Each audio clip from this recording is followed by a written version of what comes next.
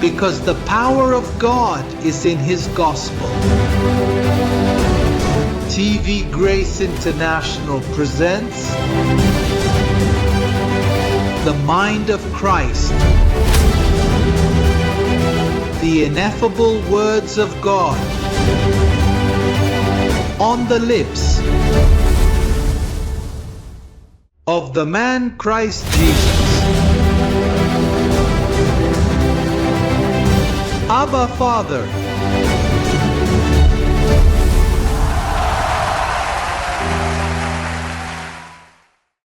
अफिसियों 20:10 अफिसियों 20:10 हम सब वही हैं। अब्बा बाप। इसके बाद जो यहाँ लिखा है, आयत 8 में लिखा है, क्योंकि तुम ईमान के वसीले से फजल से नजात पाए हो, और ये तुम्हारी तरफ से नहीं बल्कि खुदा की बख्शिश है। आयत 9 में लिखा है, न अमाल के सबब से ताका कोई फ़ख्र न करे। और आयत 10 जो वो इबारत है जो मेरे दिल में थी कहती है, क्योंकि हम उसकी सनात हैं, मसीह यसू में नेक अमाल के लिए पैदा किए गए, जिन्हें खुदा ने पहले से तैयार किया था ताकि हम उनमें चलें। सुनो, यहाँ एक शानदार ख्याल है, कहता है कि हम उसकी सन्नाई हैं जो मसीह यसू में पैदा किए गए हैं। तो मसीह यसू में क्या पैदा किया गया है? क्या नई तख्लीक तुम्हारी रूह में है या तुम्हारे जिस्म में?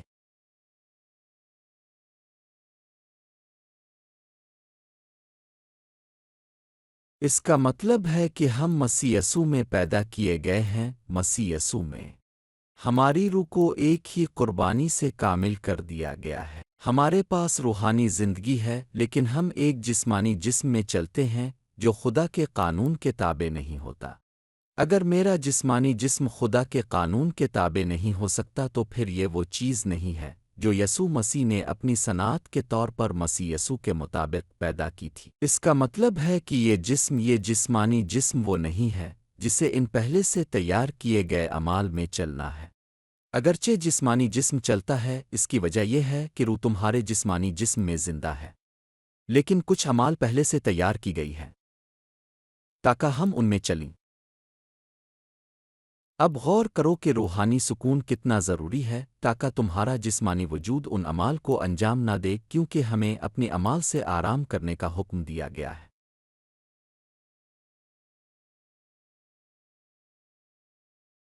और तुम्हारे अमाल वो क्या है? वो नापाक चीथड़ों की मानिंद हैं, किसी काम के नहीं। तुम्हारे अमाल कभी भी किसी काम के नहीं आए। अब कुछ अमाल हैं जो इसने पहले से तैयार किए थे, वो तुम्हारे जिस्म ने नहीं बनाए, लेकिन ज़रूरी है कि पहले से इन अमाल में अच्छी तरह फ़र्क करना जानना चाहिए। ये वो अमाल हैं जो तुम्हारी रूह तक पहुँचाए जाते हैं। ये वो अमाल हैं जो ज़ाहिर होते हैं जब तुम रूहानियत में जीना सीख लेते हो। जब तुम रूहानियत के लिहाज से अच्छी तरह ग़िज़ा हासिल करते हो, तो वो तुम्हें उन कामों की तरफ इशारा करने और रहनुमाई करने लगता है जो पहले से मुकर्रर है, क्योंकि जिस्म में तुम कोई भी फैसला कर सकते हो। अब देखो, हम उसकी सन्नाई हैं, और चूंकि हम उसकी सन्नाई हैं, इसे अपनी सन्नाई के लिए अमाल भी रखने होंगे, इसके लिए जो वो बनाता है। क्या तुम जानते हो क्यों? क्योंकि हर तख्लीक के अमाल पहले से मुकर्रर होते हैं। मिसाल के तौर पर जो कुछ भी खुदा ने पैदा किया है, बहुत सारी तख्लीकात हैं। दरख्त हैं, मछलियां हैं, फूल हैं, तितलियां हैं, यहाँ सब कुछ तख्लीक है। और हर मखलूक के लिए पहले से अमाल मुकर्रर हैं।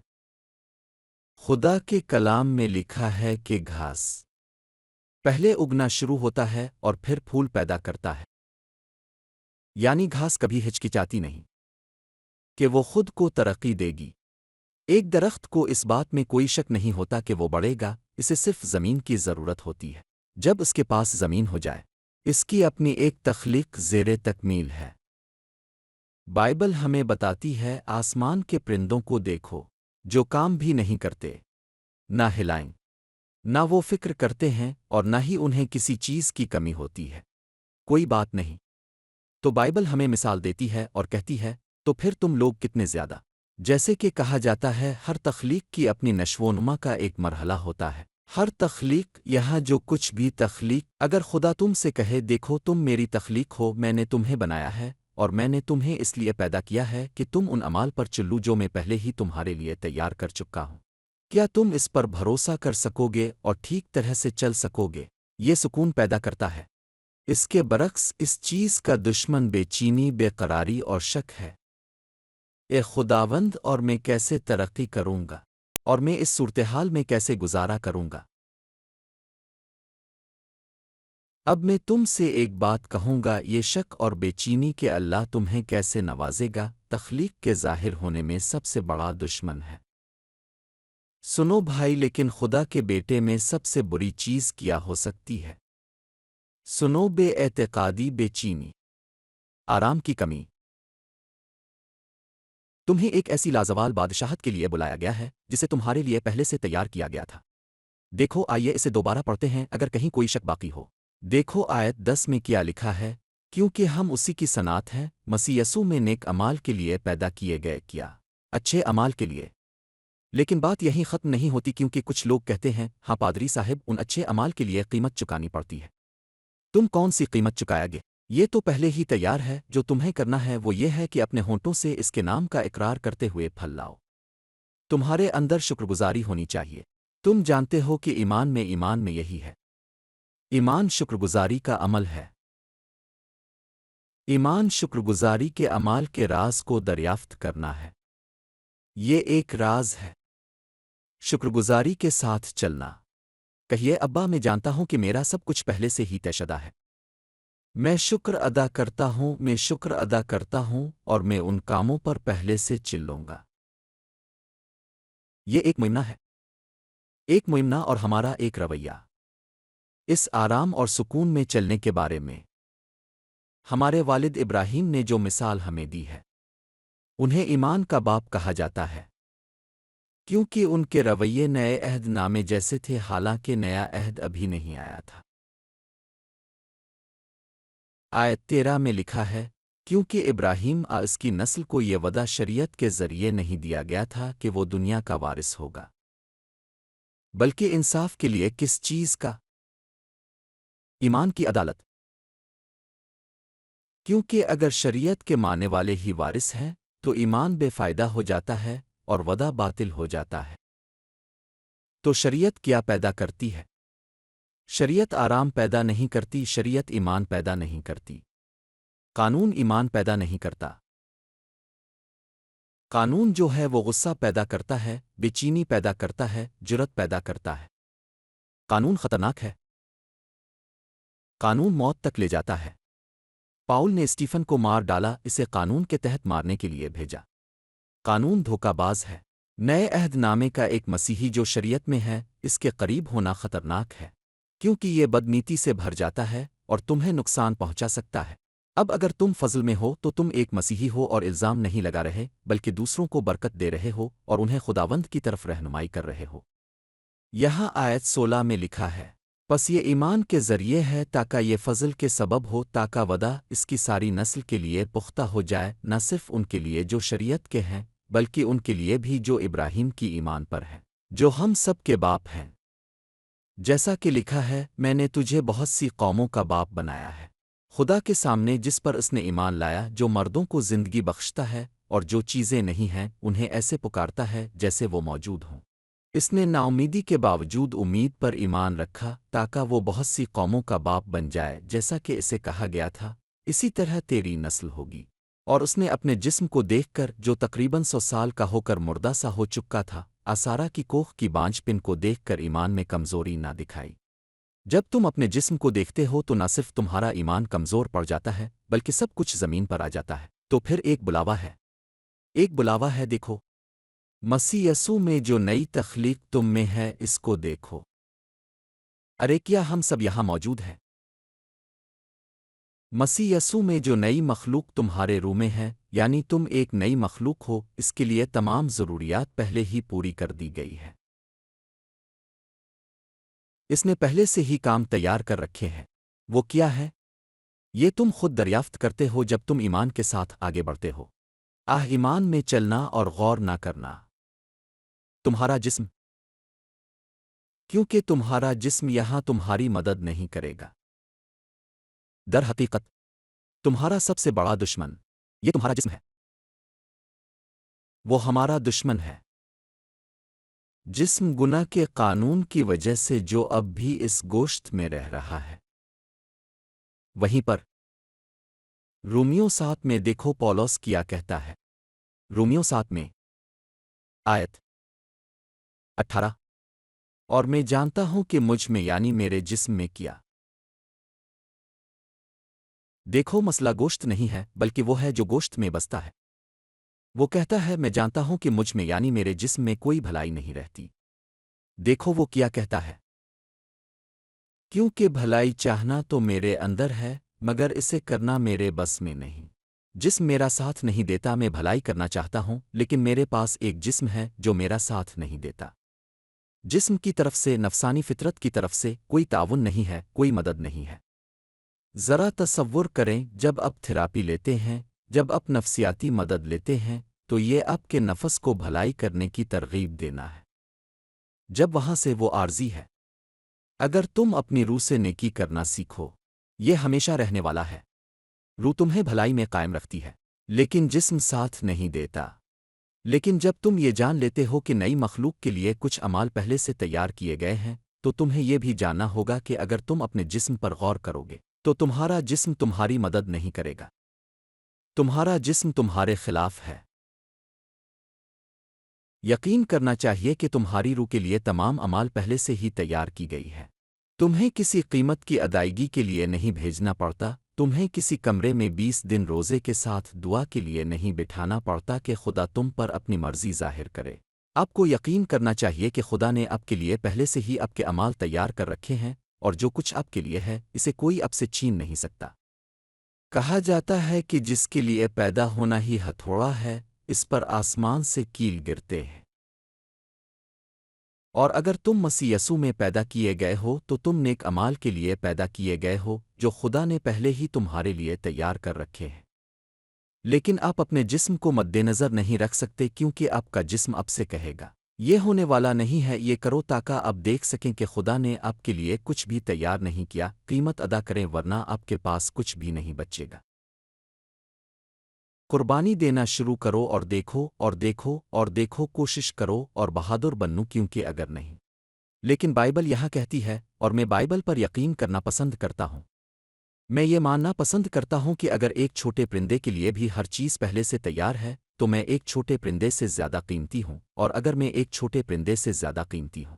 تمام کام پہلے سے ہی تیار ہیں اور مجھے صرف اس بات پر بھروسہ کرنا ہے کہ وہ مجھے ان کاموں میں پہلے سے ہی رہنمائی فراہم کرے گا۔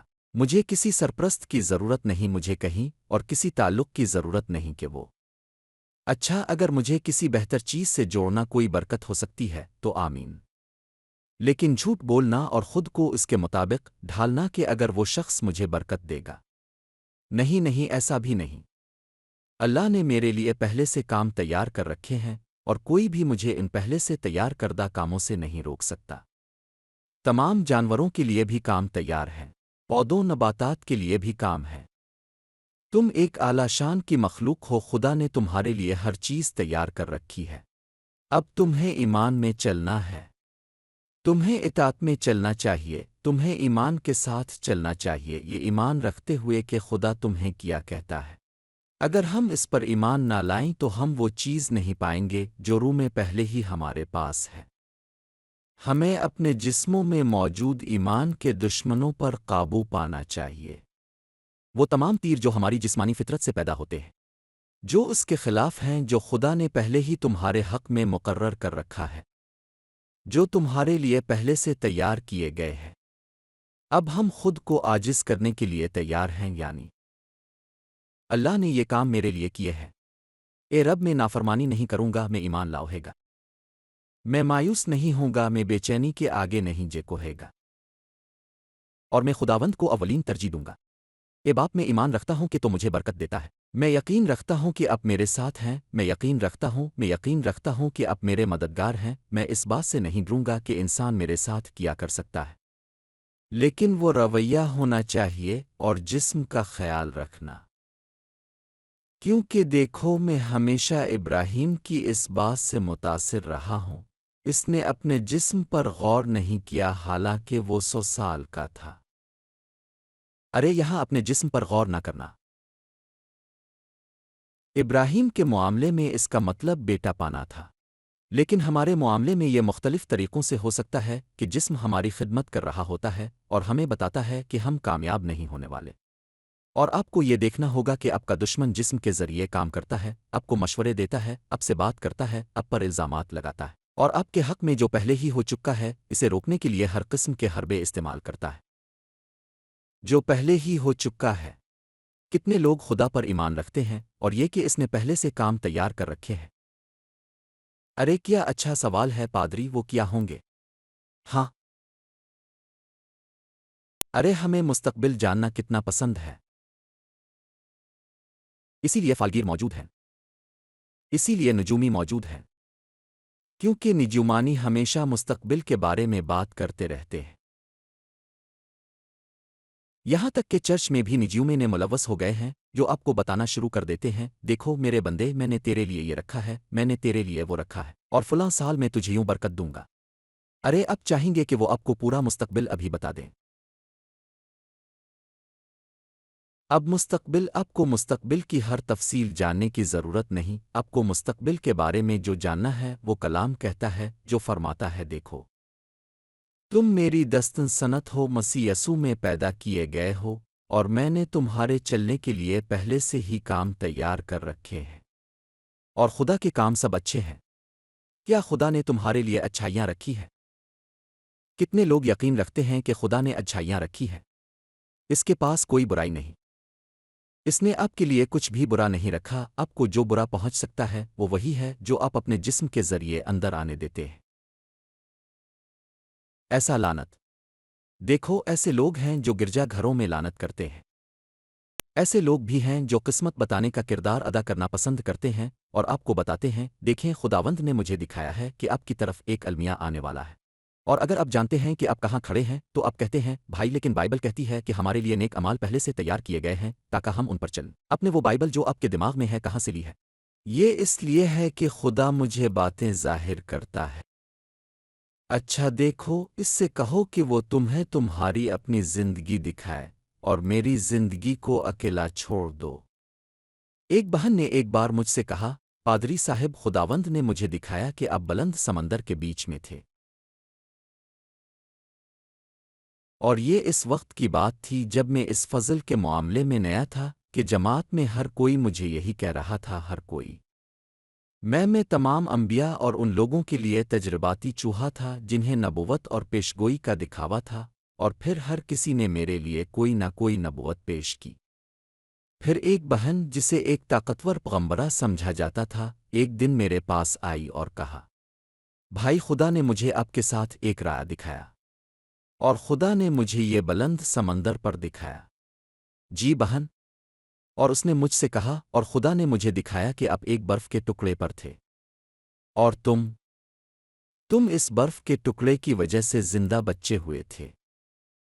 اور پھر سنو، اور اس نے مجھ سے کہا، اور برف پگھل رہی تھی۔ تم جانتے ہو میرے ساتھ کیا ہونے والا تھا، ہے نا؟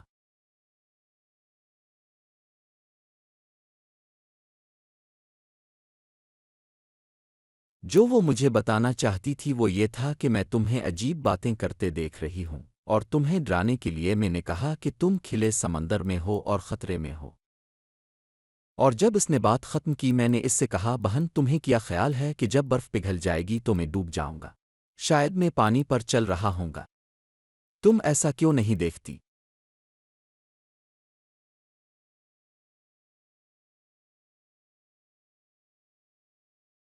اور دوسرے شروع کرتے ہیں، دیکھو دوسرے اب سے کہنے لگتے ہیں، بھائی میں نے خواب دیکھا کہ تمہارے گھر میں ایک بڑا سانپ تھا، اور سانپ نے گھر کو گھیر لیا تھا اور تم اپنے گھر سے باہر نہیں نکل سکتے تھے۔ اور کیا ہوا بھائی؟ اور وہ سانپ تمہیں کھا جائے گا، وہ پیش گویا۔ اور پھر آپ کو اس کا یوں جواب دینا ہے، بھائی، اور کیا آپ نے یہ نوٹ کیا کہ وہ سانپ پہلے ہی جلا ہوا تھا، پہلے ہی مردہ تھا، کیونکہ مقصد آپ کو ڈرانا ہے۔ ٹھیک ہے، دیکھیں آپ کو مجھے مستقبل بتانے کی ضرورت نہیں، میرا مستقبل ہے۔ افسیوں 20 میں، ہوسے لوئس، دیکھو تم میری دستن قدرت کی تخلیق ہو، جو مسیح یسوع میں نیک امال کے لیے پیدا کیا گیا ہے، جو خدا نے پہلے سے تمہارے لیے تیار کیے ہیں۔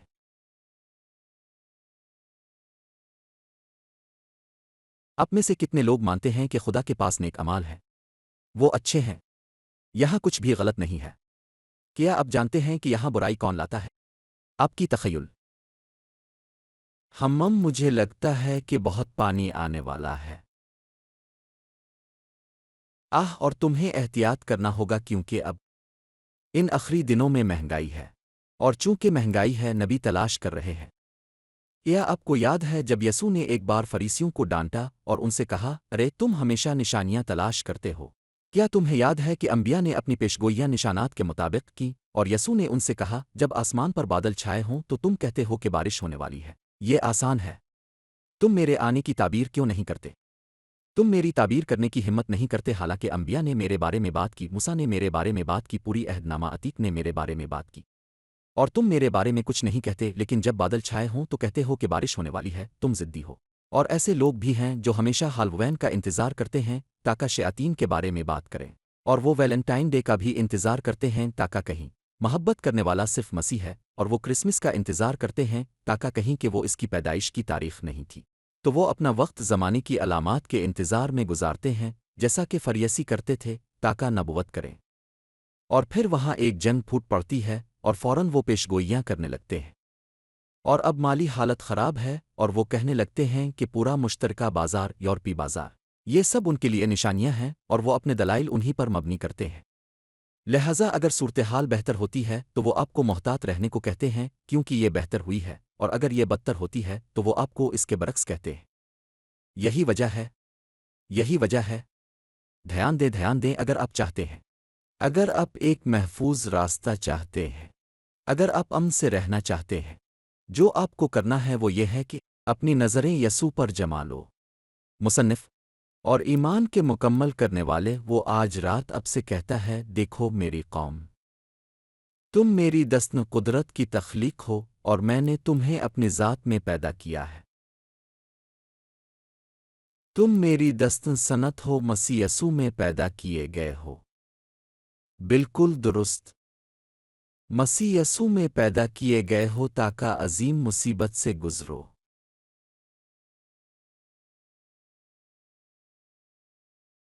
اچھے کاموں میں چلنے کے لیے جو میں نے تمہارے لیے پہلے سے تیار کیے ہیں۔ یہی وجہ ہے کہ جب ابراہیم کہتا ہے کہ اس نے اپنے جسم کو مد نظر نہیں رکھا، جسم میں بری چیزیں ہیں، جسم میں دیکھو، جسم میں بہت سی مبہم چیزیں ہیں، اور آپ کو اپنے ذہن کا خیال رکھنا ہوگا۔ جی ہاں، کیونکہ ہر چیز خدا کی طرف سے امن کے ساتھ آتی ہے۔ ہر چیز جو خدا کی طرف سے آتی ہے وہ آپ کی روح کے ہم آہنگ ہوتی ہے۔ ہر چیز خدا کی طرف سے، آپ کو مروڑنے کی ضرورت نہیں، ٹھیک ہے؟ کیا آپ نے دیکھا ہے جب ہم بائبل استعمال کرتے ہیں، بائبل کہتی ہے، دیکھو اس نے تمہیں اس کے مطابق پہلے سے مقرر کیا ہے جو اپنی مرضی کے مطابق ہر چیز کرتا ہے۔ اچھی انگریزی میں یہ ہے کہ اس نے تمہیں اس کے ساتھ پہلے سے مقرر کیا ہے جو اپنی مرضی کے مطابق کام کرتا ہے۔ دیکھو اس نے دنیا کی بنیاد ڈالے جانے سے پہلے ہی تمہیں برکت دی، اس نے تمہارا نام پہلے ہی کتاب حیات میں لکھ دیا۔ اب جب کوئی تمہیں کہتا ہے لیکن تمہیں، جب وہ تمہارے الفاظ کو مروڑنا شروع کرتے ہیں تو انہیں تمہیں سمجھانے کے لیے محنت کرنی پڑتی ہے۔ یہی تو کتاب مقدس کو مروڑنا ہے۔ لیکن پادری، اس کا مطلب یہ ہے کہ خدا چاہتا تھا کہ اب سمجھیں۔ ارے لیکن آپ آیت کو اتنا کیوں مروڑ رہے ہیں کہ مجھے سمجھ آئے؟ جبکہ آیت واضح طور پر آپ کو بتاتی ہے کہ آپ اس کی کاریگری ہیں، مسیح یسوع میں نیک اعمال کے لیے پیدا کیے گئے ہیں، جنہیں اس نے پہلے سے ہی تیار کر رکھا تھا تاکہ آپ ان میں چلیں۔ اور اگر کوئی اب سے کہے نہیں، لیکن چلنے کا مطلب انتظار کرنا ہے، اور انتظار کرنے کا مطلب کچھ اور ہے۔ ارے آپ آیت کو اتنا کیوں مروڑ رہے ہیں؟ مجھے جو میں نے پڑھا ہے اسی پر یقین کرنے دو۔ کیا تم مجھے سمجھتے ہو؟ کیا تم میری بات کا ادراک کرتے ہو؟